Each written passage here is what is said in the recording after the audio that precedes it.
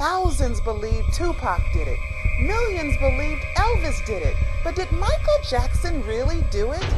E-movie book, Pseudocide, Did Michael Jackson Fake His Death to Save His Life? By author Pearl Jr. It's the most shocking true story of our lifetime. Order yours today. Go to michaeljacksonpseudocide.com. That's michaeljacksonpseudocide.com. Elbow Grease Productions, in association with michaeljacksoninsider.com, presents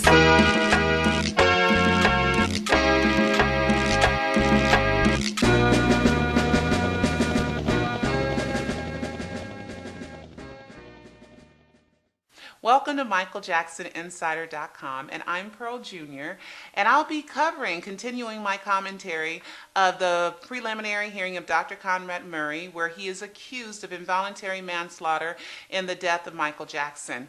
This is a hearing to determine if he will stand trial, and only one person, the judge, will make that decision. But we're all here to hear the testimony and get as much information as we possibly can. This is for the testimonies on January 10th, 2011 and 1/11/11, which is January 11th, 2011. There was an expert that came on. He was an iPhone expert, and he talked about a message that was sent from the UK, from where Michael was supposed to be doing his This Is It concerts at the O2 Arena. And it was at 5:57 Los Angeles time, and that's AM, to Dr. Murray about cancellation insurance. I mean, how odd is that? The night that Michael cannot sleep, there's an email before 6 a.m. talking about, the purchase of cancellation insurance. And I wasn't quite sure everything that was said in that. It was a UK insurance company. I think their name was Artis Insurance Company. He wants to reiterate that Michael Jackson is healthy and that he's strong and that the reports about his ill health are not true. How ironic is that? Then the messages back and forth were also forwarded to AEG. What we're going to make out of that, I don't know.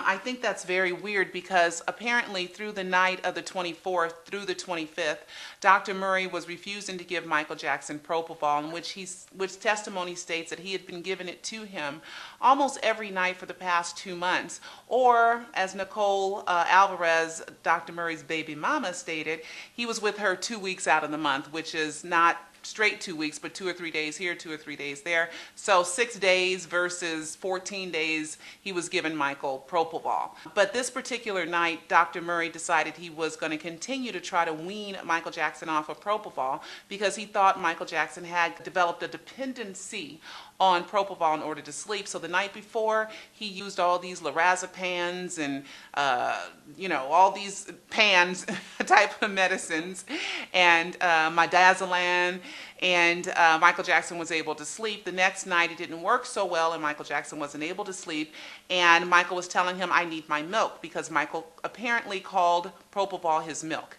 And Dr. Murray was refusing, and Michael was saying, well, I'm going to have to cancel my shows because I have to get some sleep. I'm going to have to cancel rehearsal. I'm going to have to cancel the concerts if I cannot get sleep. And then the cancellation insurance email came through, so I find that extremely ironic. Also, there was somebody by the name of Tim Lopez, who's a pharmacist who owns Applied Pharmacy in Las Vegas. And he talked about how he met Dr. Murray and how Dr. Murray first made a phone call to him asking about Benequin and hydroquinone, which is for Michael Jackson's vitiligo. It's the cream. So he had to make special potions. Then Dr. Murray showed up and they met each other in person. Then all of a sudden, Dr. Murray starts ordering all these medicines. And the one that seemed to give Michael Jackson the biggest problem was propofol.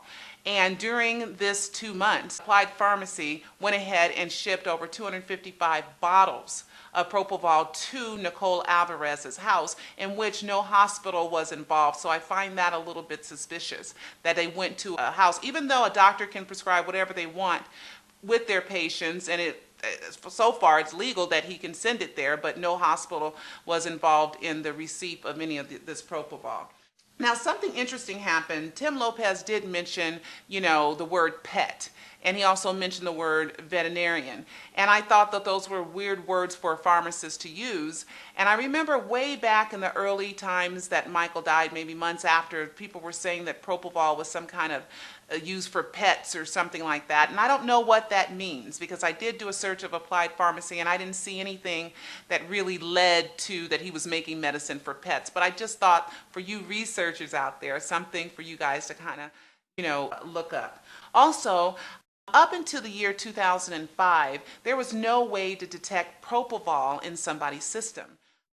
One woman testified that she was a part of research to find a way to detect propofol in people's system, and it took from 2005 to 2008. So now they can detect propofol in people's systems.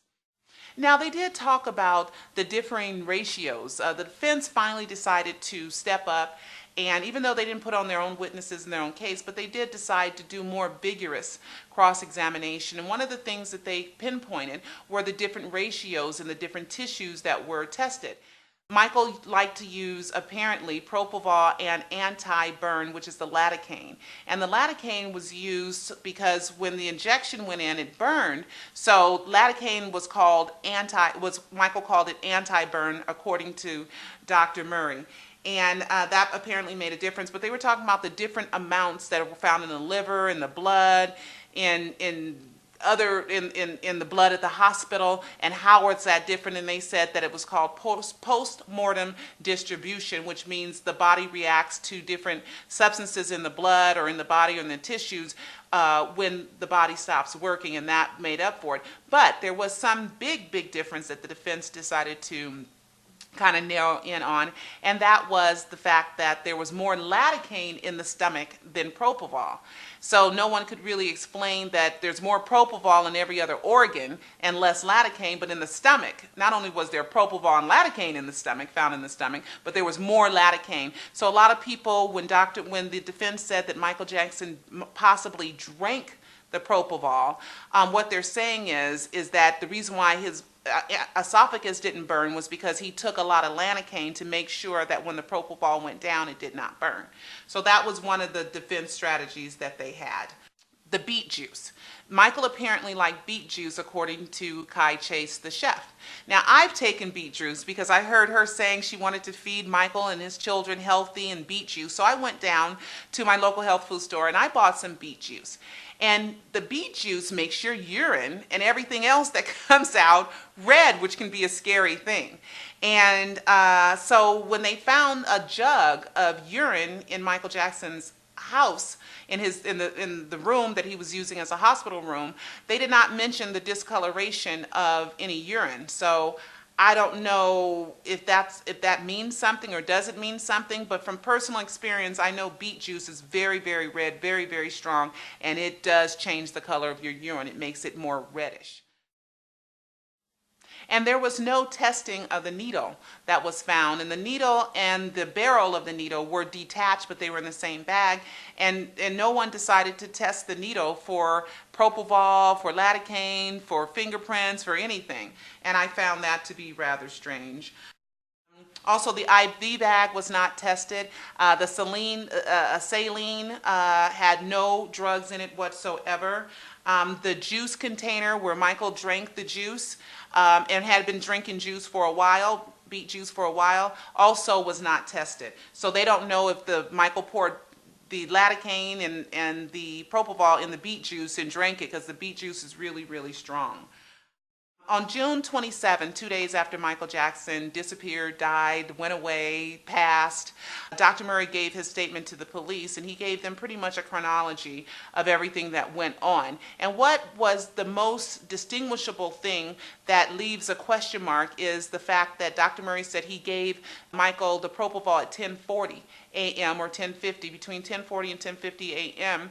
And Dr. Murray made a series of phone calls. And I don't know if Dr. Murray left the room to make the phone calls. If Michael couldn't sleep and he thought Michael was sleeping, then you would think that he had left the room, but he did not admit that he left the room.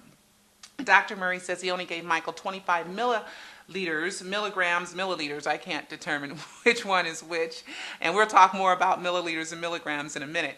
And it wasn't enough to keep Michael to sleep no longer than 5 or 10 minutes. So he should have woken up within 5 or 10 minutes. But if Dr. Murray left the room, which is just the worst thing a doctor can do if a patient's under anesthetics, and have him unmonitored. If he left the room, then he wouldn't know what time Michael Jackson really stopped breathing, because according to Sade Anding, who was on the phone with Dr. Murray from 11:51 to 12:02, she heard the phone in a pocket, and she heard coughing, and she heard voices, which means more than one voice.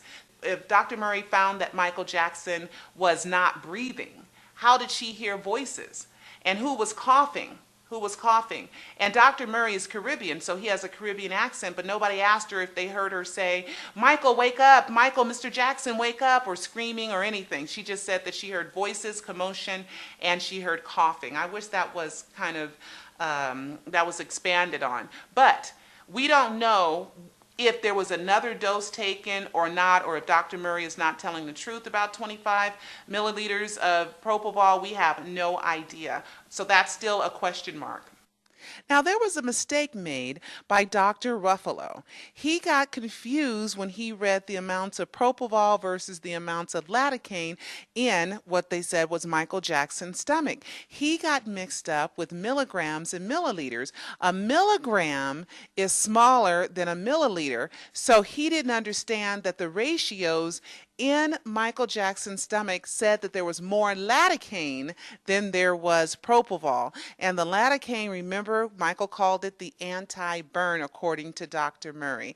So that was a mistake, but Dr. Ruffalo, his ruffles were not feathered, and he moved on and said, despite that mistake that he made, and he apologized for it, he said that it would still be the fault of Dr. Murray that Michael Jackson died because of the extreme departure of standard of care that Dr. Murray gave to Michael Jackson.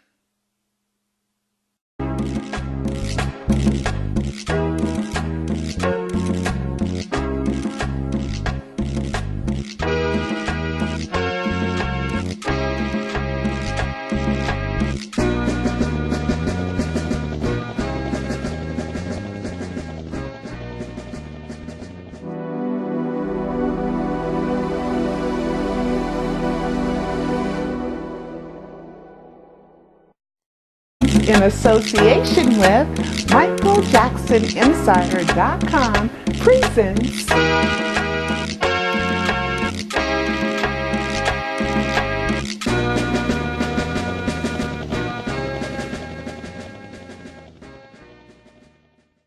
Welcome to Jacksoninsider.com, and I'm Pearl Jr., and I'll be continuing my commentary of the preliminary hearing of Dr. Conrad Murray, where he is accused of involuntary manslaughter.